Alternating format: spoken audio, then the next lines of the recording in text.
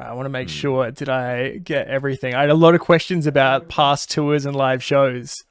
Yeah, so I mean, I've had live shows. It's just like nothing super crazy. I haven't ever like fully toured properly, but I had like shows with like, high school bands and stupid shit like that. And So it's you did fun. have high school bands. What was your first band? Yeah. I don't remember. But it was just a band where we tried to be metalcore dudes, like crabcore kind of kids. Yeah. And so was the other one I was in for some reason. But yeah, no, it was fun. You go live, and I remember getting those jitters the first few times, and after I'm just like, I don't fucking care. I'm just gonna play breakdowns, bro, and Yeah. just having fun.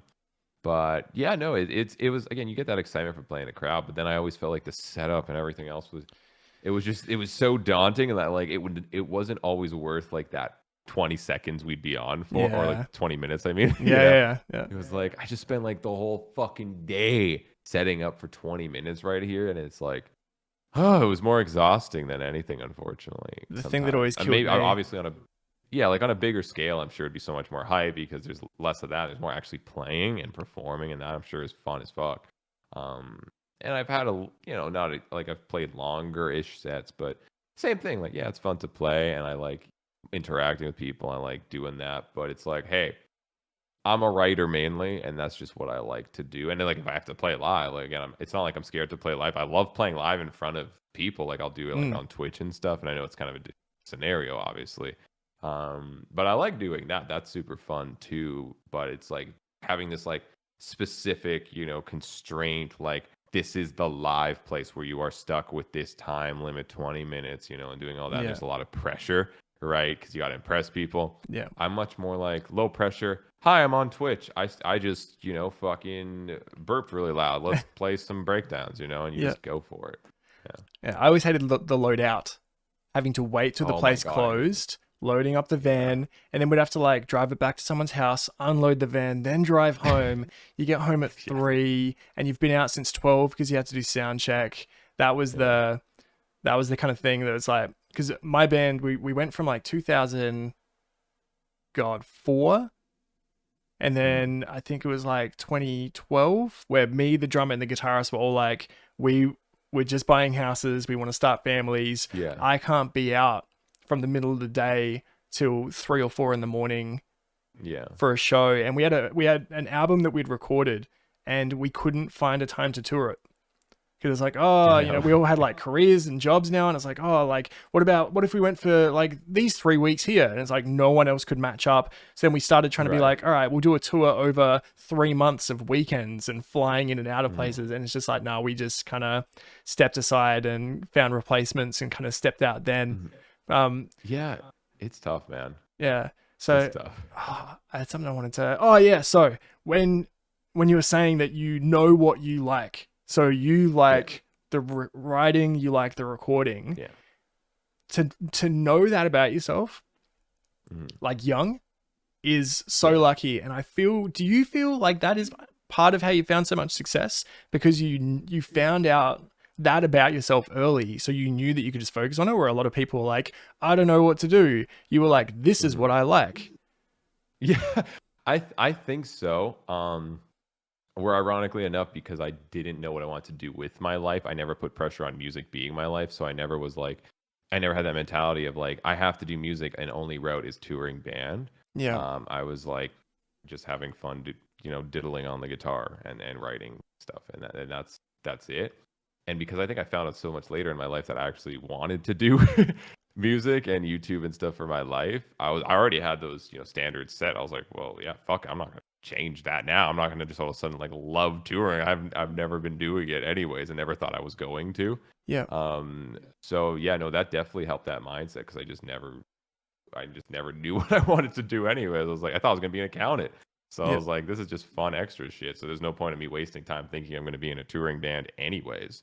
Right? Is it hard to is it hard to tour from Toronto? Like, what's the touring life like there? Because I know in America, there's a state there's a city every 20 minutes or whatever. In Australia, you've got to fly 6 hours to get to the next place. Yeah. I mean, there's Toronto, and then there's Quebec, and then there's Vancouver, which is like the other side of the fucking country. And like, that's it. So like, I would imagine it's really not fun to come to Canada to tour. I mean, it's not so bad if you're coming like from like usually Buffalo, I think, or Detroit from like US, and you just stop by Canada, you knock out Toronto, you knock out Quebec, and you fucking go back down, right? Yeah. But that's usually it. Like it's not like you can do like a full Canadian tour and it's this big thing. Like as soon as you go too north, bro, there's igloos. Like there's no one to tour in front of. You know what I mean? Like, wow. So in that way, I feel like Canada is very similar to Australia, because for a big Australian band, you do a tour and it's 5 stops. Because we've got 5 major cities and they're all completely, other end of the country. Whereas, do you think that if you were in like Middle America with a lot of states and a lot of opportunity, do you think you would have started touring around and playing more shows, or do you still think you would have maybe if I had people around me that were more into the music. Again, I just didn't really have that many people. It was literally just like me writing myself, and that was it. I didn't have many people to bounce stuff off. I had like a couple people here and there, but that was really it. Not enough to make me think like I want to be in like a big touring band or any of that for my life. But yeah, if it was America, I have no idea. Maybe. But all I know is that like I just loved writing, and to this day, that's kind of the same thing. I just love writing. That's the funnest thing, and I will never get more satisfaction from anything other than writing something, hearing it back, and being like, I fucking made that literally from nothing. You know what I mean? Yeah, dude. And then being able to play it again and fucking put it on repeat if I really want to, and like, and love it because I love music in general, and be like, fuck yeah, I got to make something that I wanted to hear. Right, that maybe a band wasn't giving me at that time or something, and I could say I created that, and that always was the most satisfying. So I have no idea if that would change if I lived somewhere else, but that's definitely why I never wanted to tour or anything like that. Yeah, was your cousin, because you said that you got your musical influence from your cousin that you live with? He was always playing the metalcore stuff. Was he playing music? Was he making music? Did he have friends that were into the same music? A little bit. And it's funny because he had more like a metalcore phase, because he actually listened to a lot of classic rock stuff after, and like that's kind of like classic rock and like blues and stuff like that, like really more chill stuff. Whereas I just kept listening to fucking breakdowns and getting actually way deeper into that stuff. But not as much. He also wasn't going to be in like a touring band or anything. I think he had like a little bit of a band, but it was like a school band, like a high school band that you'd kind of jam out with, and that's really it. And it's not like anyone in my family was like a big musician. Like my mom played piano a bit, and she has a fucking good ear, and I never knew that till I got older. And I'd like play something, and she'd like play on the piano, and I'd be like, "You can do this?" And she was like, "Yeah." And I was like, "I guess that's where I fucking got it from." Suddenly it's like, of course. The super ability didn't come from thin air. It all makes sense.